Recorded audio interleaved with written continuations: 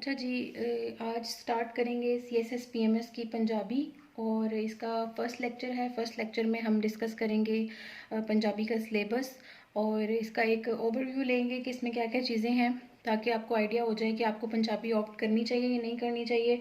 और लेक्चर 2 से हम जो है वो सिलेबस का प्रॉपर जो लेक्चर है वो स्टार्ट करेंगे। तो सबसे पहले हम स्टार्ट करते हैं। अगर आपके पास सिलेबस है या कोई बुक है पंजाबी की, तो वो आप ओपन कर लें, अपना सिलेबस देखें कि पंजाबी का जो नया सिलेबस है 2016 के बाद जो आया है उसको डिवाइड किया गया है कुछ पोर्शंस में। और इसके जो वेरियस पोर्शन हैं उसमें इस तरह से डिवाइड हैं कि अलीफ पोर्शन है जिसमें ज़बान ती तारीख़। बे पोर्शन में क्लासिकी शायरी है सारी। जीम पोर्शन में जदीद शायरी है सारी। और दाल में इस्लामी अदब है। हे में तख्लीकी नसर है। जैसे में तहकीको तनकीद है। और जे में असनाफ़ अदब और लोक अदब है। तो हम जो है वो ऐसा करेंगे कि बारी बारी एक एक पोर्शन जो है उसको सबको इसका ओवरव्यू लेंगे, ताकि आपको आइडिया हो जाए कि इसमें हम लोग क्या पढ़ने जा रहे हैं पूरे सिलेबस में। सबसे पहले है अलिफ पोर्शन, जिसमें है ज़बान ती तारीख़, यानी ज़बान और पंजाबी ज़ुबान की जो तारीख़ है उसके, यानी उसके पास्ट, उसकी हिस्ट्री, जैसे कि एक तरह से आप कह लें उसका हिस्टोरिकल बैकग्राउंड है, या उसका इंट्रोडक्शन है लैंग्वेज का, पंजाबी लैंग्वेज का, वो इस अलिफ पोर्शन में हम जो है वो डिस्कस करेंगे।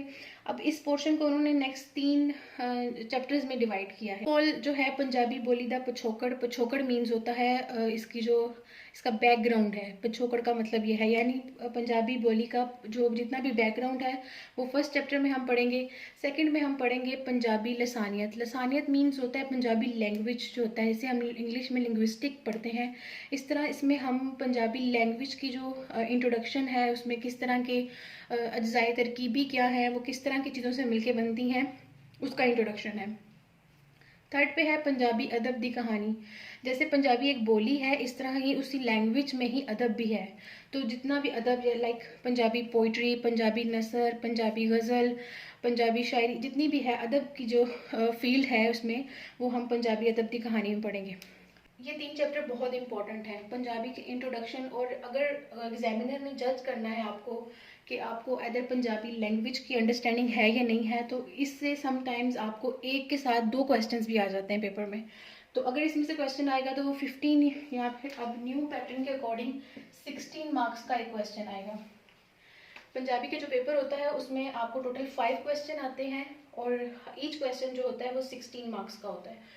तो इस पोर्शन में से अगर आपको एक क्वेश्चन आता है तो वो 16 मार्क्स का होगा। अगर आपको इस पोर्शन से 2 क्वेश्चन आ जाते हैं तो वो आपके दोनों क्वेश्चन जो है वो 16 मार्क्स के 2 क्वेश्चन होंगे। नेक्स्ट है कि हम देखेंगे कि अब हमने इसमें करना क्या क्या है। फर्स्ट ऑफ ऑल तो ये कि जब आप चैप्टर खोलेंगे तो हम ऑब्वियसली डिटेल में डिस्कस करेंगे, लेकिन ओवरव्यू के लिए मैं आपको बता दूं कि पंजाबी बोलीदा जो पिछोकड़ है वो एक राइटर की बुक है। राइटर ने एक बुक लिखी हुई है, या राइटर ने एक जो है वो किसी, या फिर ऐसे लिखा होगा। इन राइटर्स जिन जिन राइटर्स ने ये लिखे हैं उनके आपको नाम आने चाहिए, ठीक है। पंजाबी बोलीदा पिछोकड़ के आगे राइटर का नाम है, पंजाबी लिसानियत के आगे भी राइटर का नाम है। समटाइम्स MCQs के लिए जो है वो बहुत इंपॉर्टेंट है इनके नाम। नेक्स्ट आपने इसमें ये करना है कि ऑल्दो आपको राइटर का थोड़ा इंट्रोडक्शन पता होना चाहिए, लेकिन जब बेसिक जो बात है वो ये है कि आपको इन जो एक एक बुक है उनके फर्दर चैप्टर्स डिवाइडेड हैं। आपको उनके चैप्टर्स के नाम आने चाहिए। आपको पता होना चाहिए कि इस जो फर्स्ट बुक है पंजाबी बोलीदा पिछोकड़, जो मोहम्मद आसिफ खान ने लिखी है, इस बुक इस चैप्टर, इसके कितने चैप्टर हैं, ठीक है, बाब कितने हैं, और उन बाब के नाम क्या हैं, और हर बाब में, इस बाब में आपके साथ क्या डिस्कस किया गया है। जैसे कि फॉर एग्जांपल आप ले लें कि पंजाबी बोली का पिछोकड़ हम देखते हैं तो उसके फर्दर जो है वो 4 बाब हैं। पहले बाब को जो है उसका नाम क्या है, सेकंड का, थर्ड का, फोर्थ का, और हर बाब में क्या चीज़ डिस्कस की गई है। बेसिकली हमें इस बुक का, पंजाबी बोली के पिछोकड़ का थीम पता होना चाहिए। और थीम सिर्फ एक बुक का नहीं पता होना चाहिए, आपको इसके हर पोर्शन का, हर बाब का थीम जो है वो पता होना चाहिए, क्योंकि सिंगल थीम भी आपको आ सकता है कि अगर इसका एक बाब जो है उसका भी थीम आपको आ सकता है कि एक्चुअली उसमें बात वो क्या करना चाह रहा है। तो थोड़ा सा आपको ये आइडिया होना चाहिए, सिर्फ ये नहीं आपको बताना चाहिए कि ये चैप्टर है, ये इसका नाम है और इसको यूँ हमने रट्टे लगा लेने हैं तो हो जाएगा, क्योंकि अब जो पेपर का पैटर्न आ रहा है वो बिल्कुल डिफरेंट हो गया है। अब वो बिटवीन द लाइंस बात करता है, वो डायरेक्ट आपसे ये नहीं कहेगा कि पंजाबी बोल रहा है कुछ होकर उठाएं और बताएं कि मोहम्मद आसिफ ने उसमें क्या बात की है। वो इनडायरेक्टली आपसे यानी कि कोई पास्ट का क्वेश्चन बना लेगा, लैंग्वेज की हिस्ट्री के बारे में आपसे पूछ लेगा, आपसे ये पूछ लेगा कि किस किस लैंग्वेज से पंजाबी जो है वो निकली है या नहीं निकली। थोड़ा सा वो बात को जो है वो चेंज करता है अब। तो इसलिए आपको इन तीनों की थीम्स का पता होना चाहिए। नेक्स्ट आ जाए, नेक्स्ट हम डिस्कस करेंगे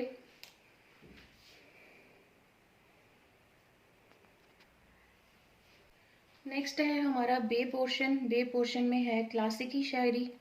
क्लासिकी शायरी में जैसे कि हम कोई भी लैंग्वेज पढ़ते हैं, इंग्लिश पढ़ते हैं, उर्दू पढ़ते हैं, कोई भी लैंग्वेज पढ़ते हैं तो उसमें एक होती है क्लासिकी पोइट्री, क्लासिक पोइट्री, एंड जो सेकंड होती है मॉडर्न पोइट्री जो अब के राइटर्स ने की होती है।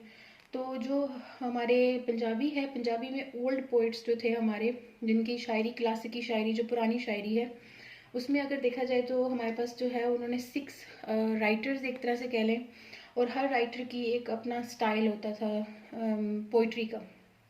तो वो हमें जो है इसमें 6 राइटर्स दिए गए हैं जो क्लासिकी पोइट्री या क्लासिकी शायरी के हैं पंजाबी लैंग्वेज के। तो पंजाबी लैंग्वेज में हमारे पास एज एवरीबडी नो के बाबा फरीद गंज शकर की शायरी है, शाह हुसैन की शायरी है, सुल्तान बाहू एंड वारिस शाह की शायरी है, बुल्ले शाह की शायरी है और मियाँ मोहम्मद बख्श की शायरी है। तो बेसिकली जो वर्ड आप पढ़ते हैं फर्स्ट ऑफ ऑल जो है इसमें शलोक फरीदी का वर्ड पढ़ते हैं आप। तो शलोक फरीदी जो है वो एक टर्म है, यानी कि मतलब बाबा फरीद की जो एक पोइट्री है उसको वो किस फॉर्म में लिखते थे, वो एक शलोक की फॉर्म में लिखते थे। इसी तरह ही सेकंड जो है वो शाह हुसैन की जो काफ़ियाँ हैं, यानी कि काफ़ियाँ शाह हुसैन का मतलब है कि काफ़ियाँ एक पोइट्री की टर्म है कि पोइट्री जो है वो काफ़ी की फॉर्म में लिखी जाएगी। तो उसमें जैसे हम इसको आगे जाके डिस्कस करेंगे कि किस तरह वो टर्म्स जो होती हैं वो किस तरह से एक पोइट्री जो है वो काफ़ी बनती है, या सी हरफी क्यों कहते हैं उसको, श्लोक क्यों कहते हैं, किस तरह से उसमें काफ़ी और लतीफ़ होते हैं। खैर ये माइनर से ही 2-2 3-3 लाइनों के इंट्रोडक्शन है इसमें। इसी तरह ही आप चलते जाएं तो ये 6 जो हैं वो पोइट हैं, क्लासिक पोइट हैं पंजाबी के, उनकी ये अपनी अपनी टर्म में पोइट्री की हुई है। तो इन चैप्टर्स में हम जो है वो इनका इंट्रोडक्शन पढ़ेंगे ईच पोइट का। इसमें होगा कि ईच पोइट जो है आपको पेपर के लिए जो है वो 16 मार्क्स का एक क्वेश्चन अगर आता है, आपको 2 भी आ सकते हैं इस पोर्शन में से, एक भी आ, तो 16 मार्क्स का एक क्वेश्चन आएगा। इसलिए 16 मार्क्स को कवर करने के लिए हमें एक तो हर पोइट की जो है वो जो टर्म है उसका पता होना चाहिए। दूसरा हमें ये पता होना चाहिए कि हर पोइट जो है वो किस थीम पे बात कर रहा है। फॉर एग्जांपल ले लें कि बाबा बुल्ले शाह का जो कलाम है उसमें उसमें क्या चीज़ जो है वो प्रोमिनेंट है। बाबा बुल्ले शाह के कलाम में सच्चाई, हकीकत पसंदी, ज़िंदगी का रुख जो है हकीकत की तरफ, वो ज़्यादा प्रोमिनेंट होता है। इसी तरह से ही हम लोग किसी हीर का कर लें तो हीर वारिस शाह में वारिस शाह ने क्या बयान करने की कोशिश की है, एक इश्क का रंग, अपनी ज़ात की नफ़ी, इस तरह की चीज़ें। तो आपको हर पोइट्री जो है हर चैप्टर का उसका थीम पता होना चाहिए कि एक्चुअली उसमें बात क्या हो रही है, आइडिया क्या कन्वे हो रहा है। कॉन्सेप्ट पूछेगा कि एक्चुअली उनकी शायरी किस तरह से हकीकत की जो है वो डिमॉन्स्ट्रेशन है। तो बेसिकली आपको थोड़ा आइडिया पता होना चाहिए कि हर पोइट की जो पोइट्री है वो क्या चीज़ एक्सप्लेन करने की ट्राई कर रहा है उसमें। दूसरी बात ये कि जैसे कि आपको पता है कि 16 मार्क्स का क्वेश्चन है, तो ऑब्वियसली आपको 7 to 8 शेयर तो हर ईच पॉइंट आपको आने चाहिए, जिस भी पॉइंट का आप लिखो। ये मेरी नज़र में ये मिनिमम है। इससे ज़्यादा आते हैं तो वेल एंड गुड, नहीं भी आते तो कोई मसला नहीं, इसमें अच्छे मार्क्स आ जाते हैं। लेकिन 7 to 8 से लेस आपको नहीं आने चाहिए, क्योंकि 16 मार्क्स का क्वेश्चन है आपका। तो अगर आप इसमें 3 या 4 शेयर लिख के आएंगे तो आई डोंट थिंक सो कि आपको पूरे 16 मार्क्स देगा, क्योंकि क्वेश्चन ही पोइट्री का है। जब वो पूछिए आपसे पोइट्री के बारे में राय, तो आपने पोइट्री को एक्सप्लेन करना है, या इस पोर्शन में से आपको 2 क्वेश्चन भी आ जाते हैं। तो अगर आप ये पूरा पोर्शन अच्छे से करते हैं तो आपके 32 मार्क्स तो इसमें से आ ही जाएंगे। उसके अलावा कोई ना कोई MCQs भी इसमें से आते हैं 3-4 मार्क्स के, तो 30+ मार्क्स का जो है ये पोर्शन हो सकता है अगर इसमें से 2 क्वेश्चन आ जाए। तो अगर आप इसमें से सबके जो है वो 7 to 8 लर्न कर लेते हैं तो आपका वो पोर्शन जो है वो हो जाता है। सो ईच पोइट में आपको इसका इंट्रोडक्शन, इसके 7 to 8 या 8 to 9, क्योंकि समटाइम आपको भूल भी जाते हैं, तो मार्जिन रखें कि आपने जो हम इस क्लास में करेंगे वो हम ईच पोइट जो है वो हम 10 शेयर तो लाजमी करेंगे, ताकि अगर आपको कोई भूल भी जाए तो आपके लिए वो ईजी हो जाए। तो 10 शेयर आपको होने चाहिए, इंट्रोडक्शन होना चाहिए, और आपको आइडिया और थीम पता होना चाहिए कि किसकी पोइट्री क्या चीज़ एक्सप्लेन करने की ट्राई कर रही है। तो ये है इस पोर्शन का। नेक्स्ट पोर्शन है हमारे पास पंजाबी की जदीद शायरी का जीम पोर्शन है। इसमें भी हमारे पास 6 चैप्टर हैं, जिसमें फर्स्ट चैप्टर है तरंजुम, सेकंड है कच्चे घड़े, तीसरा है कुल कलाम, नेक्स्ट है मुआते कुलआते पीर फजल गुजराती एंड बल्दा शहर। बस इसमें ये देख लेते हैं कि इसमें हमने करना क्या क्या है। इसमें भी सिमिलरली हमने ईच चैप्टर जो है उसमें पोइट का नाम करना है, कॉन्सेप्ट करना है कि पोइट हर चैप्टर में क्या कॉन्सेप्ट दे रहा है, डिफ़ाइन करेंगे हम इसमें कि क्या होता है तरंजन। उसके बाद हम डिफ़ाइन करेंगे कि एक्चुअली वो इस पूरे चैप्टर में क्या एक्सप्लेन करने की कोशिश कर रहा है। जैसे हम देखें तरंजन में सकाफ़त के बारे में और लोक किस्से जो हैं उसके बारे में बात हो रही है। नेक्स्ट कच्चे गड़े हैं, उसमें बाकी सदीकी ने जो है वो दर्द सोज की बातें की हैं, समाज के जो हैं उसके बारे में बात की है। थर्ड पे कुल कलाम है। कुल कलाम में ज़्यादातर जो है वो मुनीर नियाज़ी ने जो है वो बिछोड़े का, अकेलेपन का, या यूँ कहें कि खौफ का बयान जो है उसके बारे में बात की है। में जो है वो हमद, नात या इस तरह से इश्किया कलाम जो है इन दोनों में वो डिस्कस करेंगे। नेक्स्ट बल्दा शहर है, उसमें रऊफ शेख ने किस तरह से अकेलेपन का और लोगों के बिहेवियर को एक्सप्लेन करने की कोशिश की है। तो इस तरह से हम देखेंगे कि थीम क्या है एक्चुअली, इसका मतलब क्या है, इस टर्म का कौन कौन सी चीज़ें नई शायरी में जो है एक्सप्लेन हुई हैं, और जो इनके पोइट हैं उनका नाम। और सिमिलरली इसमें से भी 16 मार्क्स का क्वेश्चन आपको आएगा, और आपने जो है वो इस डिपेंड्स ऑन द एग्जामिनर के वो आपको यहाँ से 2 क्वेश्चन भी दे दे या 1 दे दे, लेकिन बहरहाल एक में से एक क्वेश्चन तो नॉर्मली आ जाता है 16 मार्क्स का। तो लेक्चर्स में इन सब के भी 10 कोशिश करेंगे कि 10 या 8-9 पॉइंट जो है वो शेयर जो है वो ईच पॉइंट करें, और कॉन्सेप्ट भी अंडरस्टैंड करें कि वो किस चैप्टर में क्या बात करने की ट्राई कर रहे हैं। नेक्स्ट पोर्शन में हमारे पास दाल पोर्शन है। इसमें जो है वो पंजाबी लैंग्वेज में जितना भी इस्लामी अदब है, तो फर्स्ट चैप्टर है मुआवज़े नौशा गंजबख्श रहमतुल्लाह अलैह ने जो वाज किए हुए हैं। वाज का कॉन्सेप्ट होता है कि मिंबर पे बैठ के जो है वाज करना, तो वो जितने भी हैं वो रिटन फॉर्म में पंजाबी की लैंग्वेज में हमारे पास जो है वो गंजबख्श रहमतुल्लाह अलैह ने जितने भी वाज किए हैं उनको मरतब किया है सैयद शराफत नौशाही ने, यानी कि उनको कंपाइल किया है उन्होंने, और वो सारे वाज जो हैं वो इसमें हम डिस्कस करेंगे। नेक्स्ट सेकंड चैप्टर है सच्ची सरकार। ऑब्वियसली नेम से प्रोमिनेंट है कि ये सीरत पे बुक है, और इसमें जो है वो पंजाबी लैंग्वेज में जितना भी आप सल्लल्लाहु अलैहि वसल्लम की ज़िंदगी के बारे में जो चैप्टर्स इन्होंने कंपाइल किए हैं इसमें वो सारे हम डिस्कस करेंगे। कि इसमें आपको करना क्या क्या है।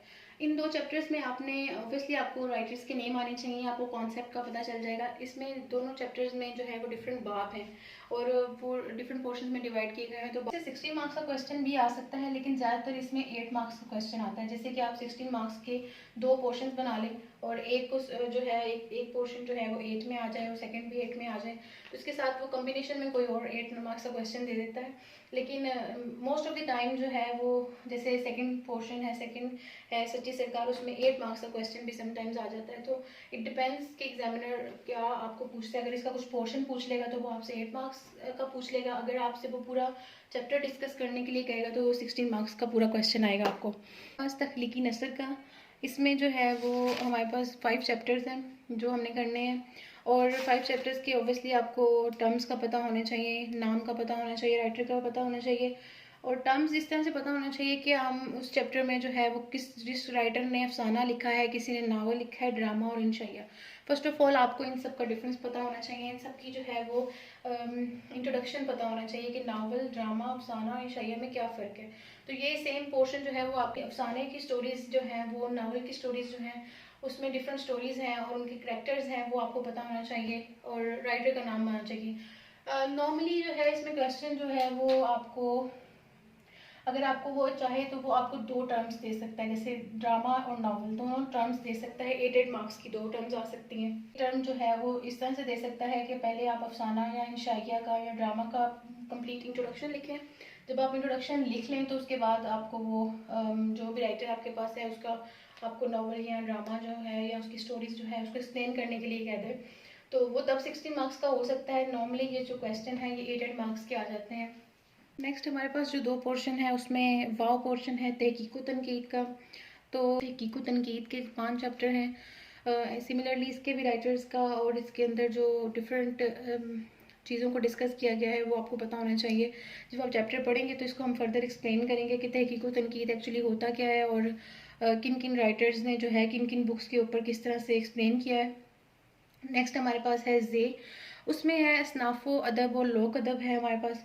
इसमें 3 टर्म्स जो है वो हम पढ़ेंगे, एक पंजाबी शायरी, दूसरा पंजाबी नसर और तीसरा हम पढ़ेंगे लोक अदब। पंजाबी शायरी की जो टर्म्स होती हैं गज़ल, नज़म, जंग नाबाश, लोक काफ़ी, जैसे हमने पहले भी डिस्कस किया कि इंट्रोडक्शन पढ़ेंगे इनका कि ये एक्चुअली होती क्या है, और एग्जाम्पल्स में हम जो है वो 3 से 4 शेर जो है वो करते जाएंगे, क्योंकि ये नॉर्मली जो ये जे पोर्शन है नॉर्मली 8 मार्क्स का जो है वो आता है ज़्यादातर, क्योंकि इतना ज़्यादा इस पर वो नहीं होता। लेकिन अगर आपको वो साथ में इंट्रोडक्शन के जो है वो कोई चैप्टर में से दे दे तो फिर आपको वो प्रॉपर जो है वो 16 मार्क्स का क्वेश्चन आएगा। तो ये बेसिकली इंट्रोडक्शन है हर चीज़ का। इसमें हम देखेंगे कि शायद तो बेसिकली ये जो है ओवरऑल एक व्यू है सिलेबस का कि आप एक्चुअली इस पूरे पंजाबी के जो सिलेबस है उसमें आप पढ़ेंगे क्या क्या आपको अंडरस्टैंड करना पड़ेगा।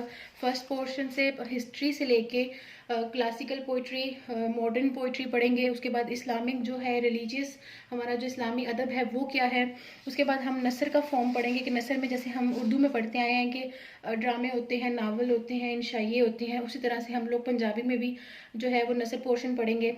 अब नेक्स्ट जो है वो नेक्स्ट चैप्टर से हम लोग स्टार्ट करेंगे, चैप्टर नंबर 1 से। लेकिन उससे पहले हम बात कर लें पंजाबी के पेपर की के पेपर में जो है आपको 20 मार्क्स के ओबियसली एमसीक्यूज आएंगे। बाकी जो आपके 80 मार्क्स हैं वो इस तरह से आएंगे कि आपके नॉर्मली पेपर जो होते हैं सीएसएस के उसमें 80 मार्क्स आपके 4 क्वेश्चंस पे डिवाइड होते हैं, ईच 20 मार्क्स। लेकिन पंजाबी में आपको 5 क्वेश्चन करने होते हैं। आपको 8 क्वेश्चन आएंगे जिसमें से आपने 5 क्वेश्चन करने हैं और ईच क्वेश्चन जो है वो 16 नंबर का एक सवाल, ये 16 मार्क्स ईच क्वेश्चन जो है वो होते हैं। अगर वो 8 में 2 डिवाइड करके पूछ ले या आपसे 16 मार्क्स का एक क्वेश्चन पूछे, सो आपको टोटल 5 क्वेश्चन अटैम्प्ट करने हैं सेम टाइम में, 3 घंटे के अंदर। आपसे आपने मैनेज करना है टाइम को कि आपने अपने टाइम को 5 क्वेश्चंस पे डिवाइड करना है। अगर आप 15 मिनट या 20 मिनट एमसीक्यूज पे लगाते भी हैं तो बाकी रिमेनिंग टाइम 3 घंटे में से आपको जो है वो 5 क्वेश्चंस करने में लग जाएगा। तो आपने अपने टाइम को स्पेसिफिकली इसमें डिवाइड करना है कि उस टाइम के अंदर अंदर आप लोग अपने 5 क्वेश्चन जो है वो पंजाबी के सॉल्व कर सकें। तो ये फॉर्मेट है पेपर का। इसमें ऑब्वियसली आपको 5 क्वेश्चंस जो हैं उसमें पोइट्री के क्वेश्चंस भी होंगे, दूसरे क्वेश्चंस भी होंगे, तो आपको आपके एक राइटिंग अच्छी मेंटेन करनी, क्योंकि लैंग्वेज का पेपर है तो ऑब्वियसली आपकी राइटिंग अच्छी होनी चाहिए। दूसरा आपको पॉइंटर और मार्कर का इस्तेमाल जो है वो आपने ज़्यादा करना है इसमें, और अच्छा पेपर जो है वो प्रेजेंट करें विद ऑल द मतलब लाइक मार्कर वर्क करें, शेयर अच्छे से लिखें, नीट क्लीन लिखें। तो ये चीज़ें कैसे आएंगी, ये चीज़ें प्रैक्टिस से आएंगी जब आपके शेर आपके फिंगर टिप्स पे होंगे कि आप कौन से पोइट का कौन सा शेर जो है वो आप कर रहे हैं, तो फिर आपको जो है वो करने में मुश्किल नहीं होगी। अगर आप वहाँ पे आपको यही अंडरस्टैंड नहीं होगा कि कौन से पोइट का कौन सा शेर या किस राइटर की कौन सी बुक है और उसने उसमें क्या लिखा है, तो आपके लिए ये क्वेश्चन करना बिल्कुल इम्पॉसिबल हो जाएगा, क्योंकि टाइम उस तरह से मैनेज नहीं होता। दूसरा लेंथ का ये रखना है कि ईच क्वेश्चन जो है आप उस लेंथ को डिवाइड करें कि आपने कितने पेजेस पे एक क्वेश्चन को आंसर करना है। नॉर्मली 4 to 5 पेजेस तक आंसर्स जाते हैं। तो बेसिकली क्योंकि इसमें 5 क्वेश्चन आपने अटैम्प्ट करने हैं तो आप कोशिश करें कि आपका 4 and 4 हाफ या 4 के अंदर अंदर जो है वो ख़त्म हो जाए। This is all paper and introduction के। नेक्स्ट लेक्चर से हम स्टार्ट करेंगे चैप्टर नंबर 1 से, और इस तरह से फर्दर हम पूरे उसको डिस्कस करेंगे। इसमें एक बात इम्पोर्टेंट है कि बहुत सारे बच्चे ये पूछते हैं कि हम कुछ छोड़ के जा सकते हैं या नहीं छोड़ के जा सकते। तो बेहतर ये है कि आप क्योंकि ऑप्शन होता है नॉर्मली कि आपके पास 3 क्वेश्चंस का है मार्जिन, अगर आप एक पोर्शन छोड़ लेते हैं तो फिर आपके पास बाकी बहुत अच्छे तरीके से करने का मार्जिन है। आई वुड प्रेफर कि आप पोइट्री पोर्शन ज़्यादा करें, पोइट्री पोर्शन में से कुछ नहीं छोड़ के जाएं, क्योंकि नॉर्मली पोइट्री के ज़्यादा मार्क्स होते हैं, पोइट्री से पेपर अट्रैक्टिव लगता है। तो पोइट्री पोर्शन जो है वो आप सारे का सारा करें। फर्स्ट पे जो इंट्रोडक्शन का है वो बहुत इंपॉर्टेंट है, उसमें से समटाइम्स 2 क्वेश्चंस भी आ जाते हैं, तो फर्स्ट पोर्शन तो आप बिल्कुल नहीं छोड़ें। अलिफ पोर्शन जो है बे और नेक्स्ट जो है वो जदीद और क्लासिकल पोइट्री जो है वो आपको मार्क्स गेनिंग होती है, वो आपको पोर्शन ज़रूर करने चाहिए। और तहकीक व तनकीद के उनमें से किसी कुछ चैप्टर्स छोड़ सकते हैं, या एक पूरा पोर्शन जो है वो एक छोड़ सकते हैं, और एंड वाला जो पोर्शन है लोक अदब का उसमें से एक छोड़ सकते हैं। तो क्योंकि आपके पास 3 क्वेश्चंस का मार्जिन है तो आप उसमें छोड़ दें, और बाकी जो पोर्शन है वो आप अच्छे तरीके से कर लें तो आप उसको पेपर को आसानी से सॉल्व कर सकते हैं। बाकी जब हम पेपर कर रहे होंगे, प्रेपरेशन अपने लेक्चर्स देख रहे होंगे, तो हम उसमें different tips and ideas discuss करेंगे किस तरह से आप उसको फिंगर टिप्स पे रख सकते हैं। तो नेक्स्ट लेक्चर में वो सब डिस्कस होगा।